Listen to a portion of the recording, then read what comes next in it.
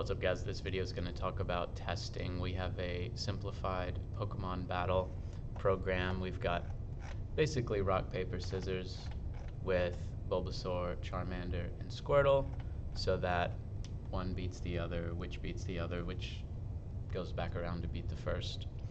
And the damage in the real game is more complicated, but we have the move, the element, the stats of like your attack versus their defense, and then a random multiplier that can do a little bit more or a little bit less each time.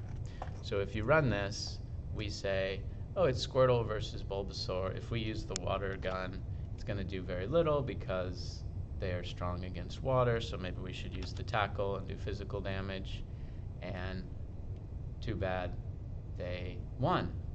So we go back and forth 2 or 3 times.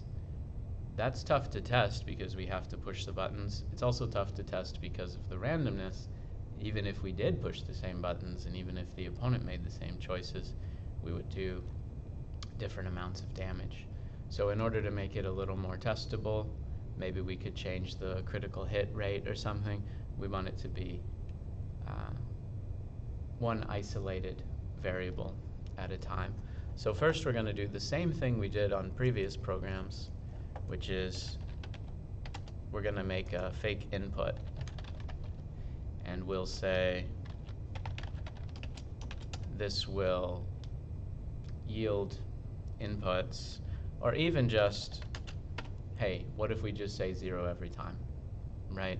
And we could start with that, and at least we could run the program without having to hit the buttons. So you could say from test import input, and now if I run the program, it will be a little bit faster because my guy is choosing 0 every time.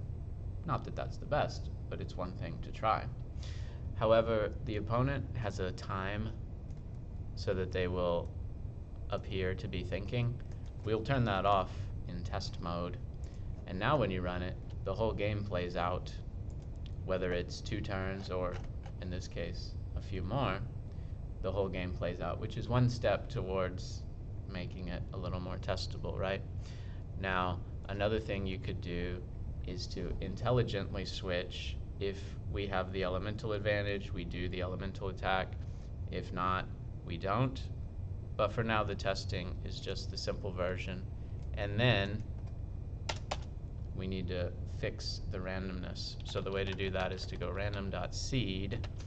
This is the value that it uses to calculate the output. Computers don't actually have random numbers. They have a starting value, which will go through several steps, like multiply by a certain thing, take the last few digits, multiply again, and come out at the end with something pretty hard to predict and pretty close to random. But if you give it the same starting number every time, it will come out with the same output every time. So you could say random.seed 0, for example, and now when I run it, I will get the exact same game every time, 43, 84, 50, 43, 84, 50.